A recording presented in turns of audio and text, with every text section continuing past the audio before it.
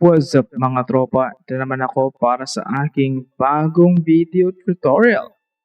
This time, ang pag-uusapan natin ay numerical methods or advanced mathematics. Now, ang content ng video na to ay tatlo lang. Una, introduction kay Gauss Seidel. Pangalawa is ituturo ko kung paano siya gamitin. At pangatlo is isa-summarize ko yung lesson. So if ito yung habol nyo, stay. Pero, if hindi pa ito yung topic nyo, kung hindi kayo familiar sa iterative methods, stop muna. I suggest na panoorin nyo muna yung mga earlier videos ko kasi this is part of video series. At sa earlier videos ko pinaliwanag yung mga ibang concepts. Pero kung aware na kayo, naaral nyo na yan bago pa dumating dito, sige, panoorin nyo na. Kung may kalituhan lang katanungan, feel free to comment down below. Okay? Ready na? Let's go! Okay, let's begin. So, tinapos ko yung previous video with this screenshot. So, basically, tinanong ko doon is, ano ba yung Gauss-Seidel method or paano ba gamitin yung Gauss-Seidel method? Magbigay lang ako ng context mga bagong viewers. Yung previous video na pinag-usapan ko is about Gauss-Jacobi. Hindi ko talaga na kung Gauss-Jacobi ang basa doon, pero hayaan nyo na ako. Anyways, yung previous video, yung Gauss-Jacobi, is about solving linear equations din at isa siyang iterative method. So, ulitin ko, if hindi kayo familiar doon, yun muna. Otherwise, let's continue. So, sa mga naiwan, simulan natin sa chapter 1. Ano ba yung Gauss-Seidel? Bakit nililink ko siya kay Gauss-Jacobi? So, para mas magets, para mas mabilis, ipagkumpara ko na lang silang dalawa agad. Now, sa Gauss-Jacobi, ang motto is solve everything, then substitute. Yan nakita niyo naman sa mga previous video. Sa Gauss-Seidel, medyo may konting pababago. Solve one part first, then substitute, then solve it again. So clarify ko lang, kay Gauss-Jacobi, kailangan mo muna i-solve lahat. Tapos substitute, tapos i-solve mo ulit lahat. Kay Gauss-Seidel, yung kalahati lang yung isa-solve mo. Tapos saka mag-substitute, then solve ulit. So, nalito ako sir. Paano ba yan? Siguro mas magigets natin kung magbigay ako ng sample, i-solve natin. Tapos, magbigay ako ng graphics para sa mga graphic learners. Okay? Chapter 2 muna. Chapter 2. Paano gamitin ang Gauss-Seidel? So, para hindi mabiglang lahat, gagamitin ko pa rin yung sample na ginamit ko kay Gauss-Jacobi. May kodigo din para may reference. So, dun sa bottom left ng screen. Ngayon, ito yung pinakamasayang part. Kasi tulad ng kay Gauss-Jacobi, i-isolate ko rin si X at si Y. Tulad na sabi ko, halos magkamukha sila. Tapos, gagamit ako ng graph. Kung papansin nyo, meron ako ditong Y is equal to 0 at X equal to 0. Meaning, magka-substitute din ako ng values for X and Y. Magsimula ako kay Y, represented by this purple rectangle, yung purple line na nakikita nyo para may reference tayo. At tulad din kay Gauss-Jacobi, papalitan ko yung X dito sa purple rectangle, purple line, ng 0. Yun na first step. Kailangan ko na initial value. At may makuha kong Y is equal to 1/3. So far, ito yung nakita rin natin kay Gauss-Jacobi. Ngayon, dito na titigil yung pagkapares nila. Kasi kay Gauss-Jacobi, papalitan ko rin yung Y dito sa orange rectangle or peach rectangle na papalitan ko siya ng 0. Pero hindi. Ito yung mangyayari. Iba kay Gauss-Seidel. So, makikita nyo maglagay lang ako ng kulay yellow na circle sa graph natin for reference. Ang bago kay Gauss-Seidel, itong nakuha kong Y is equal to 1/3 ay agad kong isa-substitute doon sa equation number 2 sa pangalawang equation. Kay purple, kay peach rectangle. At may makukuha akong value. Now, anong ibig sabihin nun? Kay Gauss-Jacobi kasi, basically, I have to establish a crosshair. Kailangan ko malaman kung saan nag-intersect yung nakuha kong Y at X. Dito, sa Gauss-Seidel, lagay ko yung peach line.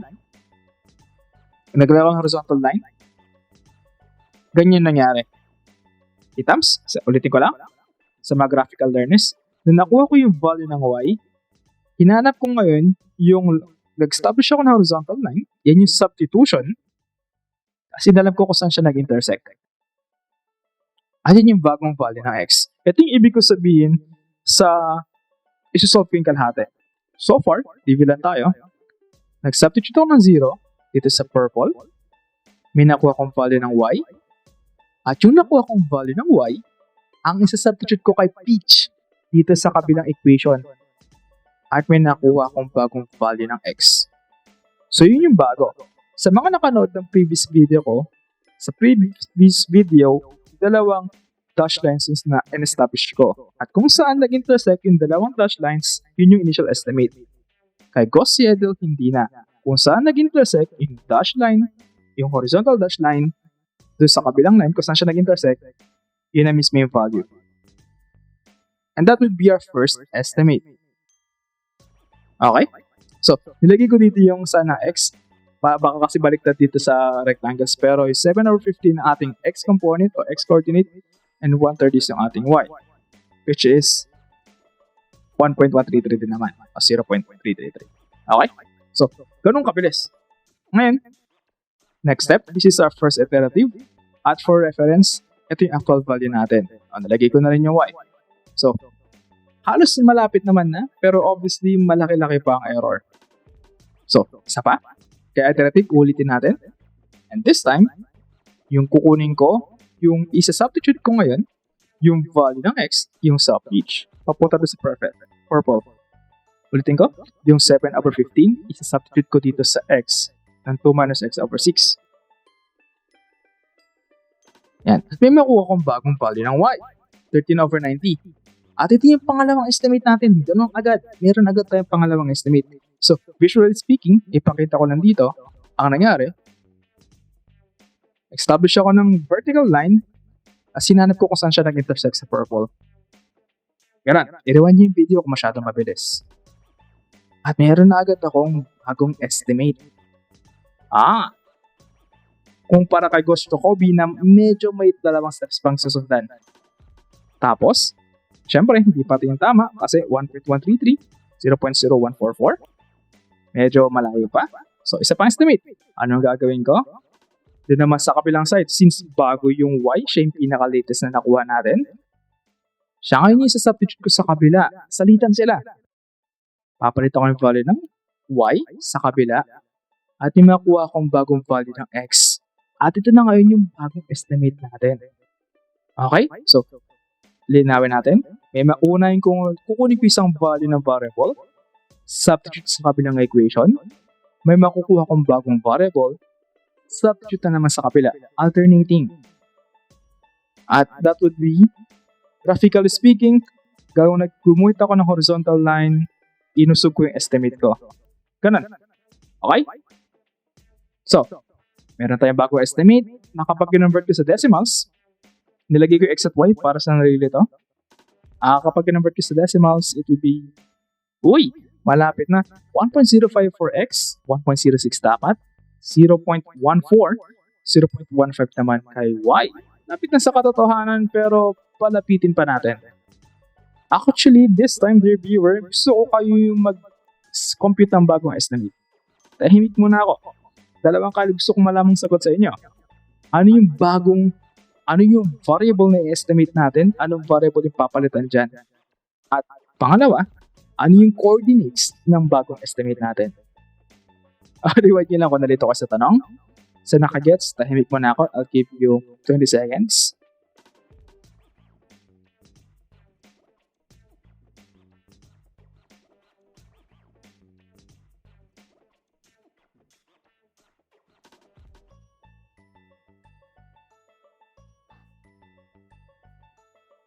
May 20 seconds na ba?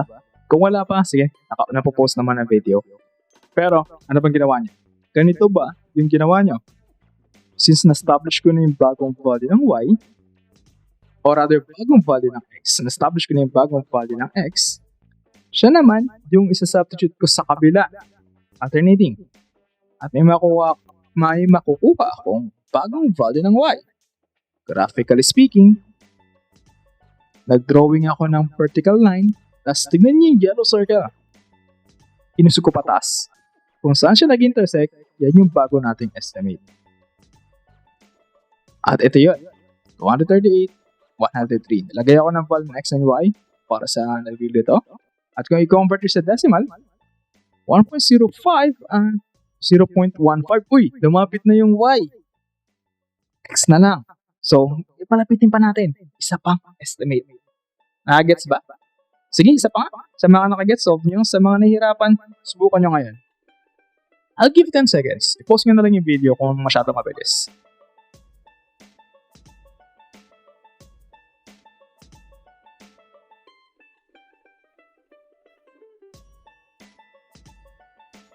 May 10 seconds na po, sumabura ako. Anyways, tingnan natin. So, ganito pa yung ginawa nyo. Since nakapag-establish ako ng bagong value ng y, siya naman yung substitute ko sa kabila. At may makukuha akong bagong value. Ngayon ko nang bagitin, nakikita nyo naman sa screen. Pero graphically speaking, meron ako horizontal line, inusog ko yung yellow circle, dinikit ko siya kung saan siya nag-intersect sa orange. And that would be our new estimate. Or if you convert ko sa decimals, 1.06 and 0.15. Uy, malapit na sa katotohanan. And that's it. Titigil ko na dito yung practice kasi I think na-gets ka na yung concept. I-summarize ka. Pakita ko na yung pure graphs. Parang Gauss Jacobi lang. Actually, parang Gauss Jacobi lang, tropa. Ulitin ko, karon din, iterative method, substitute, nagpatalo lang sa kung ilang beses ka mag-substitute. Sa isang step lang pinagkaiba, pero kita mo naman yung bilis. So, sa mga graphical learners, ito yung nangyari. Basically, sa Gauss-Seidel, magdodraw lang ako ng horizontal or vertical line at titignan ko kung saan siya nag-intersect sa ating linear equations, sa ating mga linear equations kaya tawag din. At kung papasin nyo, habang tumatagal lalo lumalapit sa katotohanan ng sagot. So, ganun. Okay no, kung drawing lang yung solution na kailangan kay Taka-Prof, pwede na to eh. Pero, try nyo pa rin solve ng math. Ang saya. Ang saya pag nakapag-code kayo.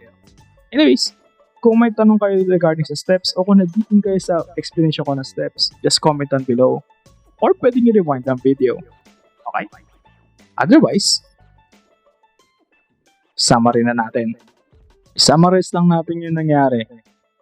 So,